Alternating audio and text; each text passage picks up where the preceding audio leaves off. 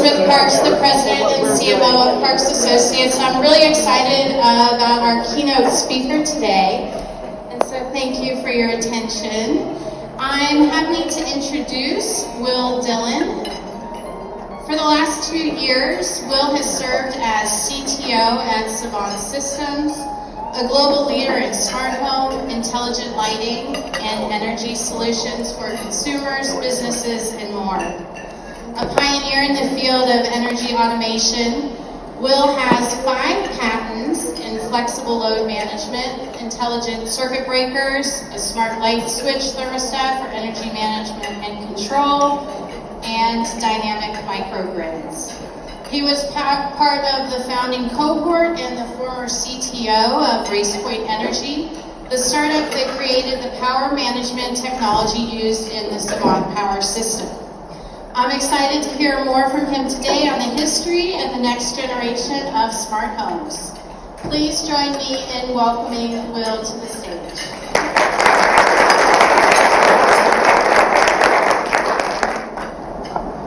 Thank you, Elizabeth. I appreciate your introduction very much. And thank you, everyone, for being with me today and hearing my little talk. So I know that some of you probably already know a little bit about Savant. Elizabeth also explained some of the key facts. But I want to spend the first half of my talk sort of giving the fuller story of Savant. I know there's probably new people here that are unfamiliar with some of the background, and sometimes you don't always go through all of this history with people who talk to us who may be familiar with this but not familiar with sort of the journey. I think the journey is actually pretty interesting. The founder, CEO, and a lot of the founding cohort of Savant Systems came from telecom. So in the 90s, there was a telecom deregulation boom. They just happened to be in the right place at the right time with a intelligent telecom switch. That kind of grew up, in a good way, and they were purchased by Lucent in like 1998, 1999. So the founder and the team did really well, and when the founder was Bob Donner, and he was building a new house, like an apartment in New York, and at that time, smart home didn't really exist. There was AMX, Crestron, but those were really commercial property, like event management systems, conference room systems, things like that. And so in his apartment in New York, at his kitchen table, every day for weeks and weeks, there's this program, this AMX program, I think it's AMX. Programmer sitting on the table, like programming how to have his TV turn on when he uses his remote control. And he got super, super frustrated by that. And he's like, well, I can do way better. We did this thing at Lucent or at Excel where we had this cool programming language that let telecom set up their switches, makes fast in a good way. I can do the same thing in smart home. And so that's what they did. They developed something called Blueprint, which is like a drag and drop programming model for smart home. They were able to profile TVs and VCRs and VCRs at the time, DVD players and stuff like that. And I really just kind of grew from there. And the smart home, residential smart home market grew with that. We can fast forward to 2014, and Bob hired William Lynch to be the new CEO of Savant. They would bring that down into more typical homes, what we call mid-market. And Bob knew that the only way he was going to let this new CEO do his job without somebody constantly like hovering over behind him was to go and start a new company. And at that time, he was building a home, he was putting solar on it, and he was talking to solar installers, and they said, you just have to know that if the grid goes down, none of this will work. The solar is not going to work. And he's like, that's ridiculous. That's the stupidest thing I've ever heard. That is completely unacceptable. And so at that time, that's when he started RacePoint Energy. So it was about 2 years, super stealth. He was doing market studies, working with a woman, Anna Demio, sort of figuring out, like, well, I think there's a market here. I think there's a business model we can make this work. And so in 2016, that's when I joined RacePoint Energy, when we started our founding company. So it was me focusing on software engineering, mechanical engineering, electrical engineering. Super, super tight team, super focused on building load control engineering. Okay, so I mentioned that was in 2016, and so Lumen was also founded in 2016, and Spinner was founded in 2018. So like we were right there, like at that same time we were earlier in Spinner developing smart energy. We actually were first to market. things. Okay, a couple years after that, Savant bought a bunch of companies, a bunch of lighting companies, 4 different lighting companies, Race Point Energy, the energy company that I was in, and also a battery company. So we took that smart home, and then we made it smart energy, smart home, all in one unified platform. Okay, so the thing that makes Savant a bit unique in this market segment, in the smart energy market segment, is the fact that we've got such a deep history in smart home. We have 10,000 profiles, and the profile is like a specific make and model of TV, or a specific make and model of security camera, or doorbell, or any of these things. Every one of those product SKUs, or sometimes a product SKU class, is a profile. And we've got 10,000 of those. And that's, across 100 vendors and like 16 profiles, or like, not 16, multiple dozens of protocols like Wi-Fi, Matter, KNX, Zigbee, Glen, it's tons, right? So this history gives us all of this backlog of integrations that we can take forward into smart energy. And so because of that, we can make the entire home smart energy aware. Anything in the home can effectively be managed in a smart home aware or smart energy aware way. So the opportunities here are almost endless. You can think about passive solar with shading and lights.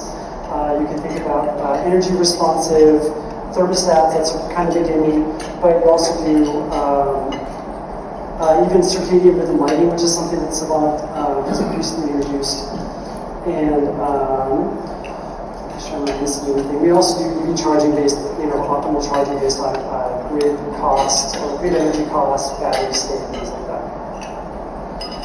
And because we have that history, so far Savant is like one of the strongest positions to do that. There's a lot of new smart home companies that I think have handled first panel today, that a lot of that was discussed. Now, while smart control is amazing and great, sometimes it's not always available.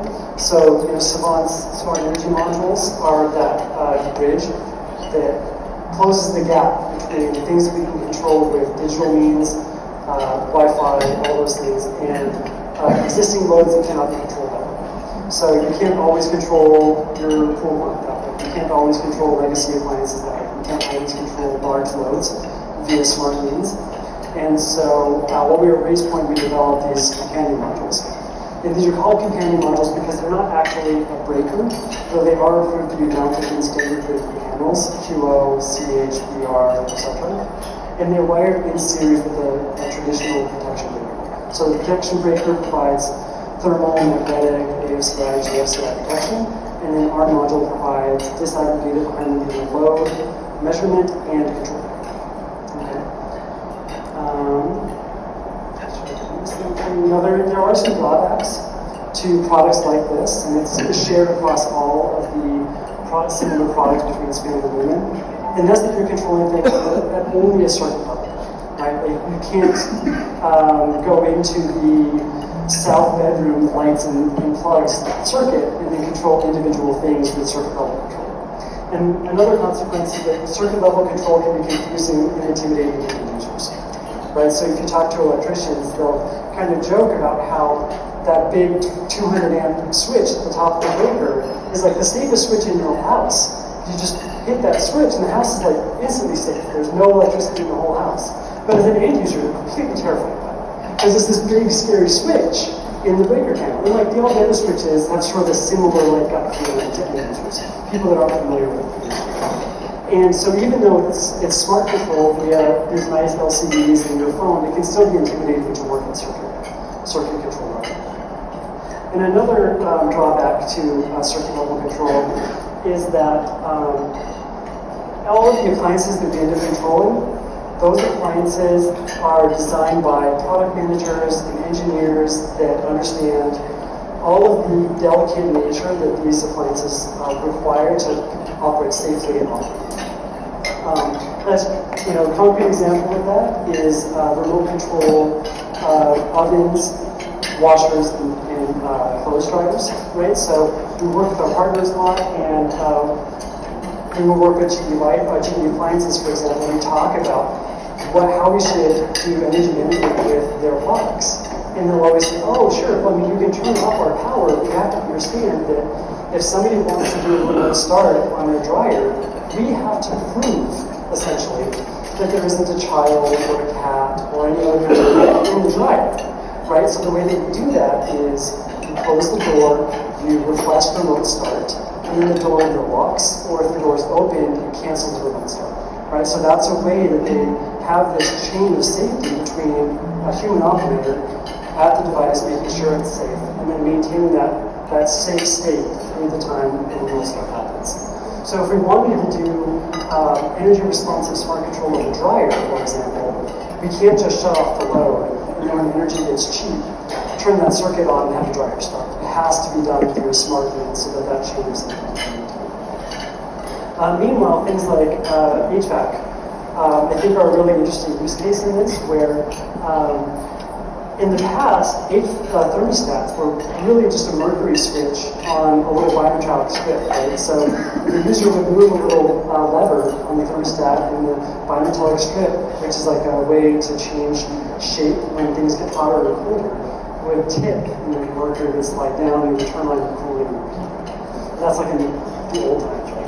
And so your air conditioner in the backyard or in the side yard or whatever, it really can't be started and stopped all the time. So there had to be some place where you would give that 5-minute waiting time or that safe cool down time for your air conditioner, and that was ultimately the case. Right? The furnace had a control logic board that would take that sort of dirty input from the thermostat, clean it up, make it safe, and ensure the safety of its own equipment and the equipment attached to it. And these days, it's not like that at all. You know, we have mini splits and inverter ACs and really complicated and interesting furnace systems, and those kind of have to be smart controlled, right? So to make the most out of your inverter heat pump, you can do tricks with measuring the freon pressure and things like that, but it's better if you have the exact temperature or the temperature trajectory or the delta T and things like that. And so we have to do smart control there too. And then finally, the last example I have is AV remote controls. And with AV remote controls, it used to be you could just have a little sensor that watched the infrared codes. You know, when you press the button on the remote control. And I don't know if you've all used the Logitech smart, programmable remote controls. You can just program it like that. And that is almost all on. It's all wireless or Wi-Fi or Bluetooth for your remote control of your TV, so you can get things like voice, things like that. You just can't do it on Wi-Fi. So we have to have smart control there too. So increasingly, while we do have more opportunities for doing smart energy in the home space, we have to do it in these smart, we have to sort of mitigate with digital protocols like this.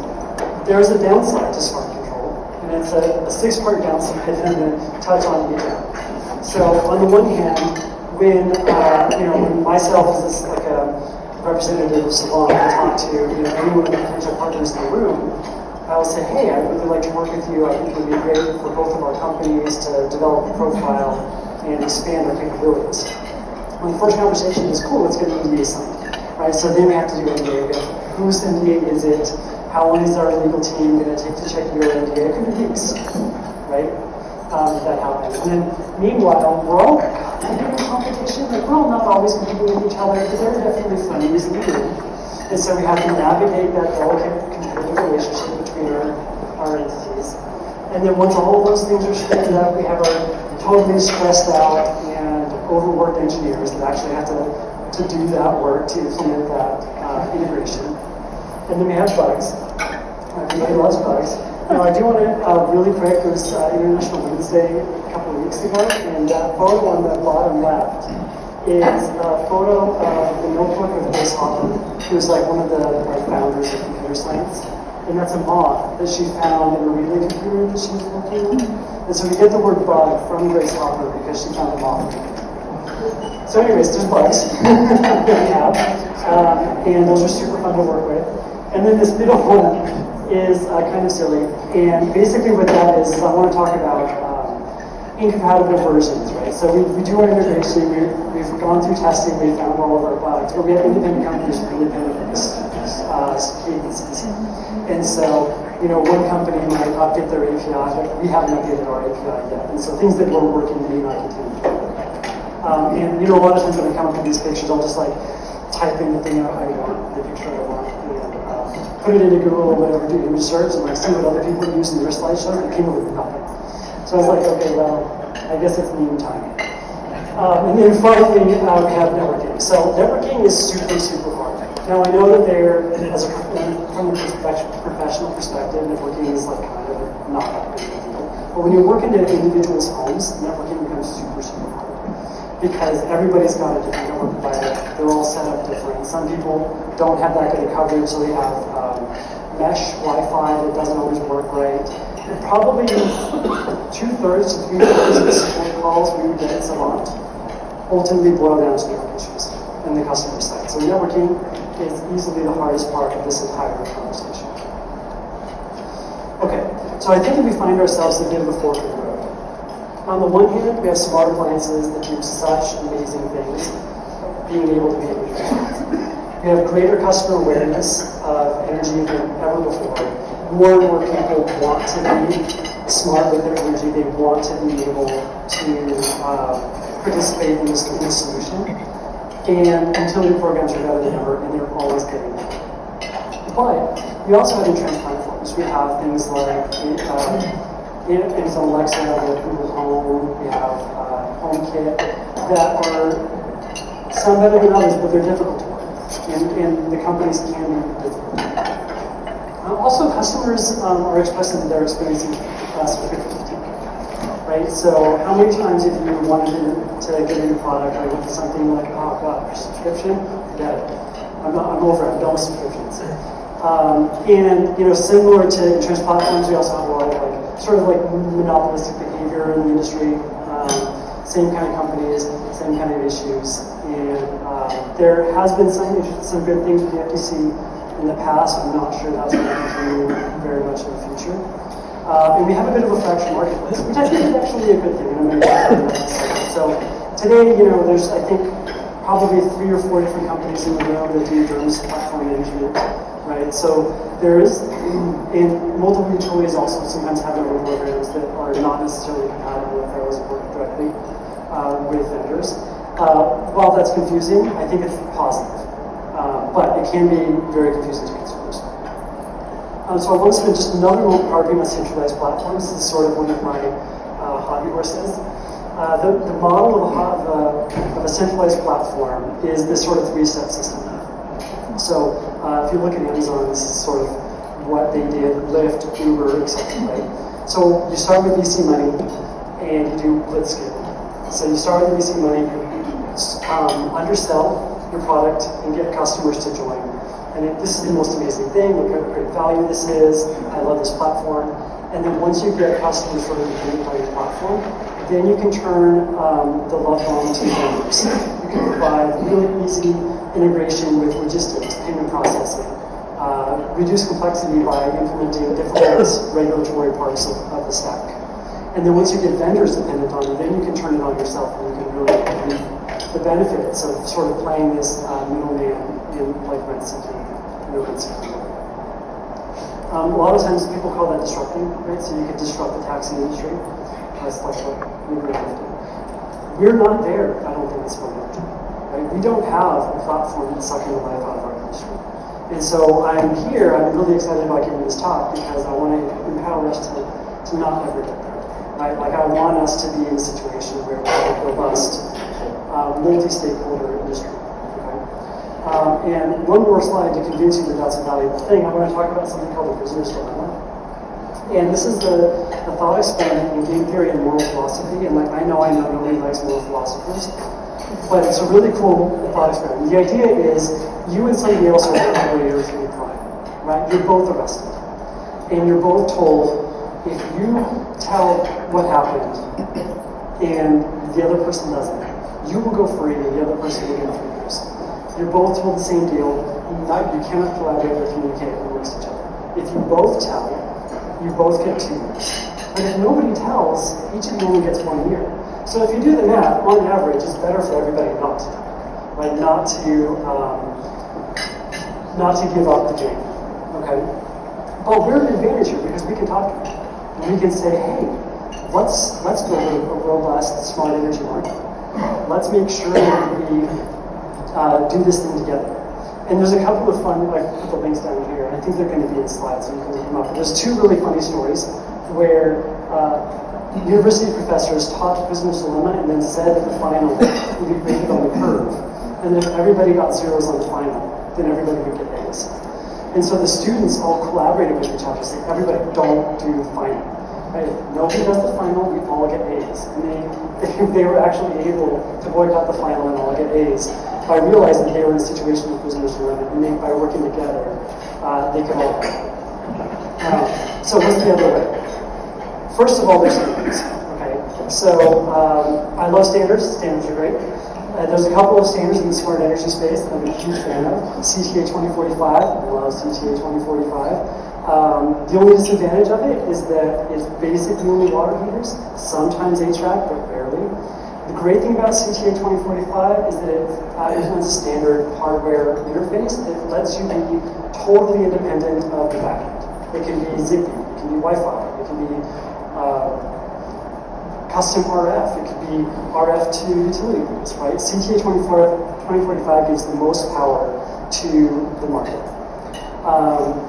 Now, in HVACs, you can choose. You can do CTA 2045 or you can do OpenADR. Right? I think this is the current regulation. OpenADR is great. The only thing I don't like about OpenADR is it's cloud to cloud. So if you have a local system, it's not as good. Like, so Savant, for example, can do off-grid homes, and like super off-grid. Like, we will helicopter drop a pre-manufactured home with our batteries in the middle of nowhere, no internet, whatever. So, you know, OpenADR, HCA, all those cloud-to-cloud based integrations just don't work. So we have to have something that's local control. CTA 2045 gives us that. And so does Matter. Matter is also a protocol where you can do everything you want. You're using Matter over Thread or Matter over Wi-Fi. They're really wonderful. Next, you know, we have working groups. Meetings like this, they're a wonderful opportunity. I also was sort of blessed with the opportunity to go to a consortium for energy efficiency meeting, I think, here in Dallas last year. That was very cool. If you know, if you're invited to a CED meeting, I can't recommend it enough. It was wonderful to be in the same room with all the stakeholders talking about different standards and ways to move forward. And finally, just, you know, straight professional collaboration with all of the different communities. So finally, you know, I want to thank you all for your attention. I really, really appreciate it. I think that we can sort of take this message moving forward and create more value for the consumer, more opportunity for all of our businesses, more value for ourselves, our shareholders, and provide the next programs to do it. Thank you.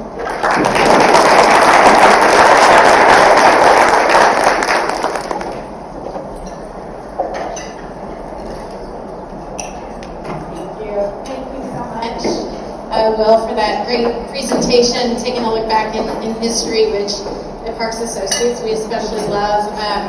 Going back to the late 80s is when Parks was founded by Trisha Parks, and so we love the message about the whole home experience. That's really where the foundation of our work started, way back almost 40 years ago, and it's just great to have a speaker who can look at that history and who has contributed really to the growth and where the industry has taken us all. So thank you again to Savant for your great support. Thank you, Will, and we hope you enjoy the rest of your lunch.